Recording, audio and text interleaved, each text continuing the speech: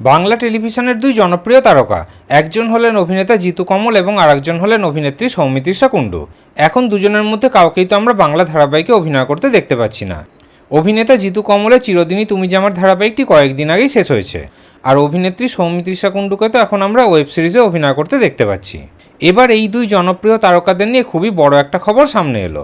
আপনারা তো সবাই জানেন যে খুব শীঘ্রই স্টার জলসায় আসতে চলেছে বিগ বস বাংলা 3। এবারে বিগ বস বাংলাতে সঞ্চালনার দায়িত্বে রয়েছেন সৌরভ গাঙ্গুলি। আর প্রতিযোগী কারা হচ্ছেন? প্রতিযোগীদের খোঁজ ইতিমধ্যেই শুরু হয়ে গেছে। অনেক জনপ্রিয় তারকাদের কাছে অফার গেছে। খবর পাওয়া যাচ্ছে যে অভিনেতা জিতু কমল এবং অভিনেত্রী সৌমিত্রিষা কুণ্ডুর কাছেও বিগ বসের অফার গেছিল, কিন্তু তারা পরিষ্কার না বলে দিয়েছেন। তারা এই অফার রিজেক্ট করে দিয়েছেন। তারা পরিষ্কার জানিয়ে দিয়েছেন যে তারা বিগ বসের প্রতিযোগী হতে চান না।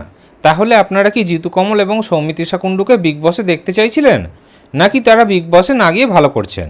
এই বিষয়ে আপনাদের কি মতামত কমেন্টে অবশ্যই জানাবেন।